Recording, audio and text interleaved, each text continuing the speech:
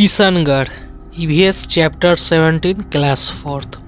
Azhar father was a doctor, यानी कि जो अजहर के पिताजी वो एक डॉक्टर थे। He was transfer to Kishangarh hospital in Rajasthan, यानी कि उनका तबादला राजस्थान के किशनगढ़ अस्पताल में हुआ था। Azhar was very happy to go there, यानी कि अजहर जो था ना वहाँ पर जाकर काफ़ी हैप्पी यानी कि खुश था। He had never lived in A village, यानी कि वो इससे पहले कभी भी गांव में नहीं रहा था। कौन था? Azhar. He went to the village by car, यानी कि वे लोग थे ना अजहर और उनके पिताजी और उनकी मम्मी जी, वे कार से गांव गए। His father pointed out the hospital to him, यानी कि उसके पिताजी ने उसको अस्पताल की ओर पॉइंटेड यानी कि इशारा किया। He the head of the village the sarpanch was waiting for them, यानी कि गांव का हेड यानी कि प्रमुख जो सरपंच था ना वे उनका इंतजार कर रहा था। हिज नेम वॉज रामनाथ, यानी कि उस सरपंच का नाम रामनाथ था। He look them over to the village, यानी कि वे उसको लेकर पूरे गांव को वे लोग दिखाएं। He took them over to the house, यानी कि वे सरपंच उनको लेकर उनके घर की ओर गया। It was right behind to the hospital, यानी कि ये जो उनका घर था ना वो अस्पताल के ठीक पीछे था। The house was a small but very neat and Airy, यानी कि वो जो उनका घर यानी कि जो उनका क्वार्टर था ना वो छोटा था लेकिन स्वच्छ और एयरी हवादार था। Azhar mother liked the house, जो अजहर की माँ थी ना उनको यह घर काफ़ी पसंद आया। बट वॉज वरीड अबाउट, लेकिन वो एक विषय में चिंतित थी।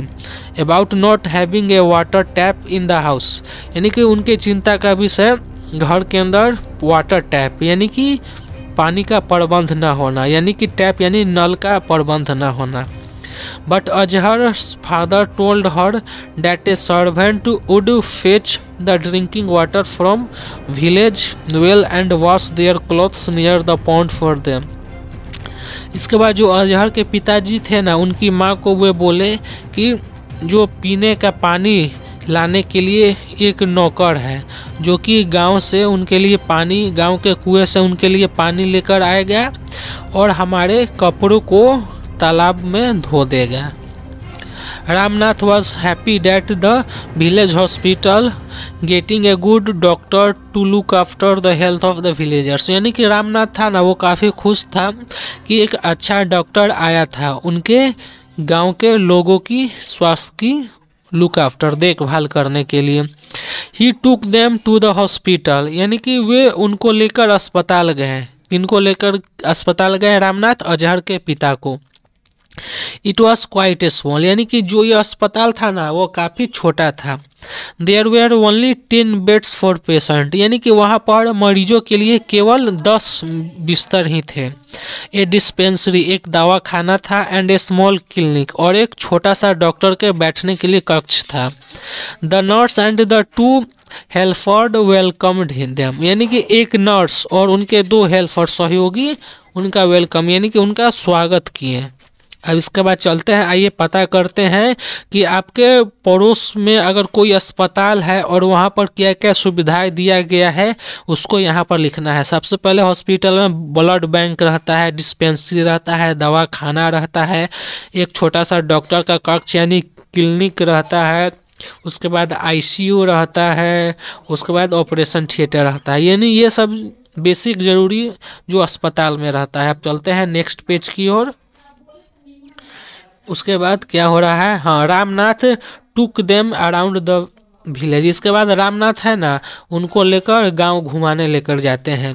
They turn right from the hospital, यानी कि वे अस्पताल से दाहिने की ओर मुड़ते हैं।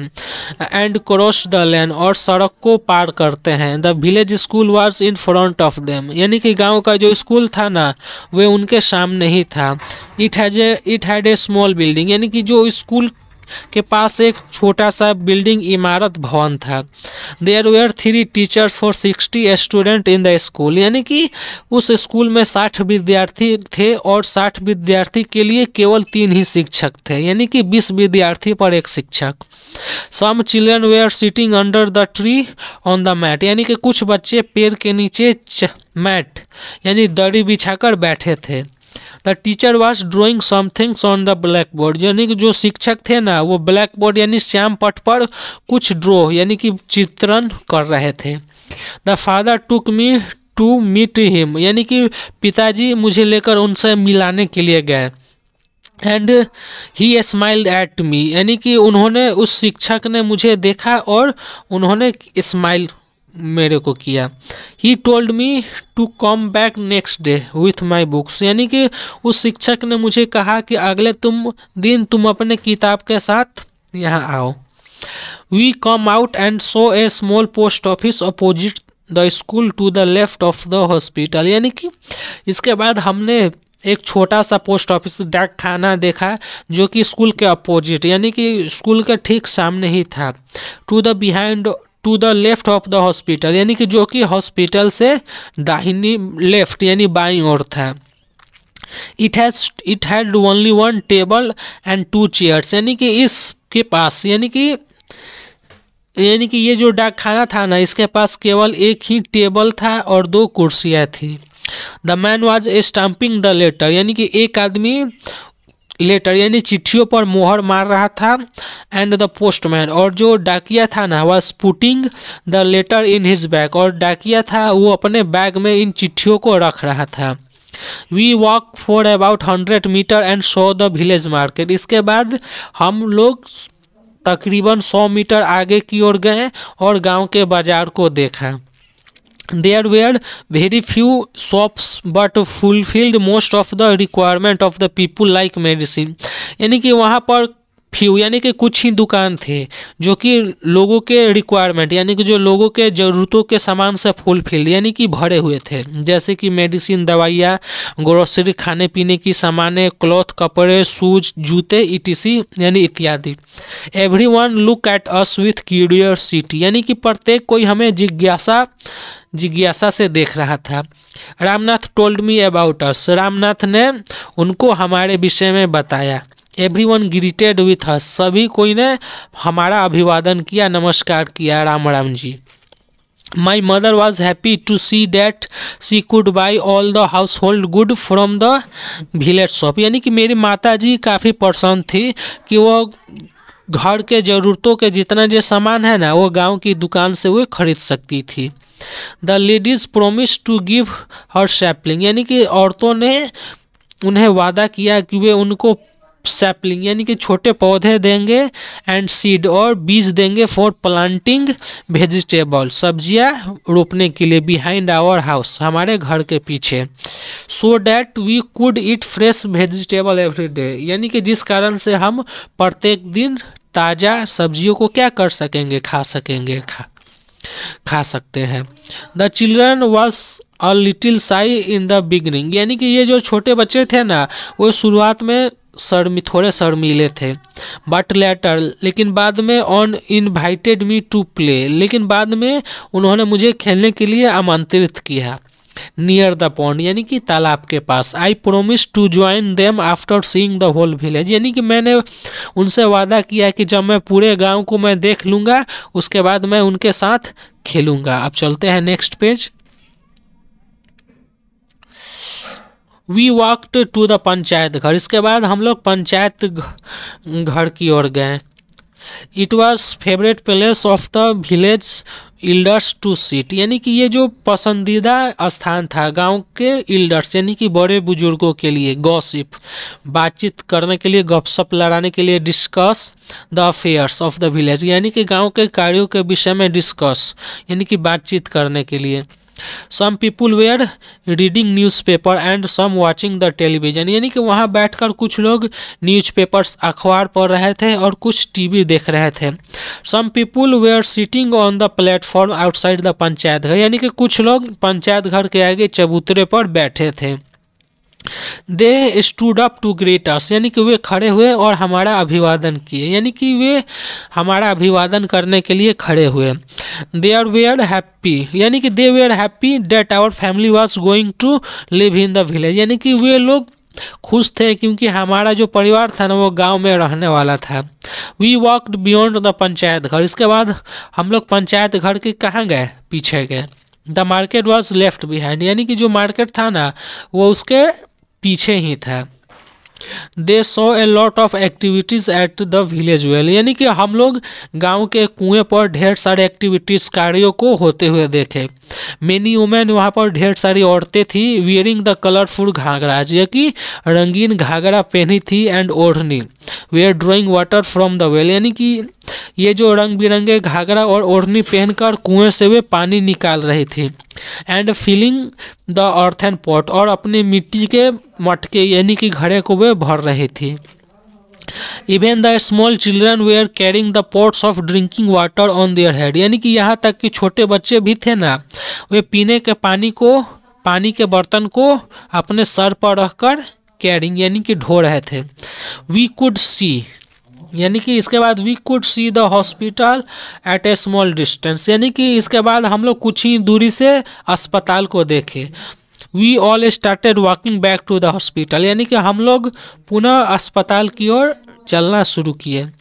There was a small pond behind the hospital, यानी कि अस्पताल के पीछे छोटा सा तालाब था। I was surprise to see that, यानी कि मैं यह देखकर आश्चर्यचकित हुआ कि कुछ बच्चे वहाँ पर स्विमिंग ऑन द पॉन्ड, यानी कि उस तालाब में तैर रहे थे।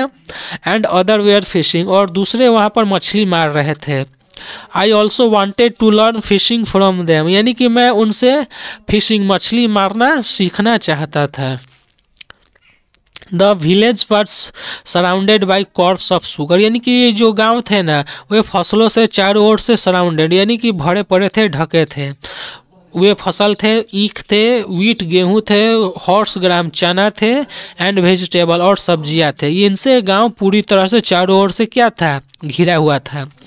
द फार्मर विथ प्लोज, किसान अपने हल के साथ, होज कुदाल के साथ, सिकल हंसुआ के साथ, एंड सम ट्रैक्टर्स और कुछ ट्रैक्टर के साथ, could be seen at a distance, यानी कि कुछ ही दूरी से वे दिख जाते थे। The green field and the pollution free air was very refreshing, यानी कि हरे भरे मैदान और प्रदूषण से मुक्त हवा काफ़ी रिफ्रेशिंग तरोताज़ा लग रहे थे। The hearts of the villagers were beyond the field, यानी कि जो गांव के जो लोगों के झोपड़ियाँ थी ना वे खेत से बाहर थी। Ramnath promised to take us there the next day, Ramnath ने हमसे वादा किया कि अगले दिन वे मुझे लेकर वहाँ पर जाएंगे। They come back to our house, यानी कि हम लोग अपने घर वापस आए। एंड अनपैक्ड आवर सूटकेस, और हम अपने सूट पैक से को खोले और अपने सामान को बाहर निकाले। My mother arrange the kitchen with the help of mad, यानी कि मेरी माँ ने किचन की व्यवस्था नौकरानी की सहायता से की। I went to my father, यानी कि मैं अपने पिता के पास गया। He was sitting up his computer, यानी कि जो अपने कंप्यूटर के पास बैठे थे। May I go to play with my new friends at the pond, I asked my father, यानी कि मैंने अपने पिता से बोला कि क्या मैं अपने नए दोस्तों के साथ तालाब के पास खेलने जा सकता हूँ। ही सेड, उन्होंने कहा, यू कैन गो, तुम जा सकते हो, but let me draw a sketch of the village for you, लेकिन जाने से पहले मैं तुम्हें गांव का नक्शा बनाकर तुम्हें देता हूँ। So that you don't get lost, जिस कारण से तुम वहाँ खोओगे नहीं। Here is a sketch of Kishanganj, यानी कि यहाँ पर रहा किशनगंज का स्केच, नक्शा, चित्र। That my father made for you, यानी कि जो कि मेरे पिता ने मेरे के लिए मुझे देने के लिए बनाया था। So that I don't get lost, जिस कारण से मैं खो ना जाऊँ। He told me to take a right from the house, उन्होंने कहा कि मैं अपने घर से दाहिने की ओर घूमूंगा, एंड देन टर्न, और उसके बाद बाएं की ओर। I would see the pond, यानी कि तब मुझे तालाब दिखाई देगा। It was behind the hospital, यानी कि जो कि अस्पताल से पीछे था। It also mark the sketch with direction to tell me where everything was located in the village, यानी कि उन्होंने उस चित्र को मार्क दिशाओं से चिन्हांकन किया था जिस कारण से मुझे पता लग सके कि गांव में कौन कौन सी चीज़ें कहाँ पर है। I put the sketch in my pocket, यानी कि मैंने उस चित्र को अपने पॉकेट में रखा। And run toward the pond, और तालाब की ओर दौड़ा। अब उसके बाद चलते हैं लेट्स फाइंड आउट, आओ पता करें। The pond is to the north of the hospital. The hospital is to the south of the pond. The school is the west of the car. यानी कि जो स्कूल है ना वो पोस्ट ऑफिस से वेस्ट में है। उसके बाद the post office is to the कहाँ पर है, अपोजिट में है। ये लोग आप भर लीजिएगा। अब चलते हैं आगे की ओर। अब कार्डिनल डायरेक्शन, यानी कि अब मुख्य दिशाएं, north south east west and some symbol are used all over the world to make map reading easily, यानी कि उत्तर दक्षिण पूर्व पश्चिम के साथ साथ कुछ साधारण चिन्ह होते हैं जो कि संसार में नक्शे को पढ़ने के लिए आसान बनाते हैं। जैसे कि रेड क्रॉस फॉर सोसाइटी, यानी कि ये जो प्लस का चिन्ह है अस्पताल के लिए। A pump for petrol pump, यानी कि इस पंप का हम लोग अगर मैप पर जहाँ कहीं भी देखते हैं तो इसका मतलब रहा कि पेट्रोल पंप। ये जो छुरी कांटा और प्लेट है ना, इसका मतलब हुआ रेस्टोरेंट के लिए। अब आगे चलता है, ये रहा कुछ मेन चिन्ह जो मैं क्लास में बताऊँगा। अगर आप जानना चाहते हैं तो कमेंट करें, मैं वीडियो बना दूंगा।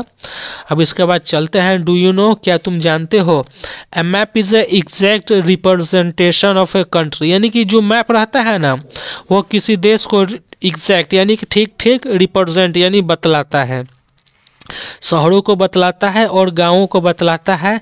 ऑन ए स्मॉलर स्केल, यानी कि छोटे पैमाने पर ये देश को बतलाता है, शहरों को बतलाता है, गांवों को बतलाता है।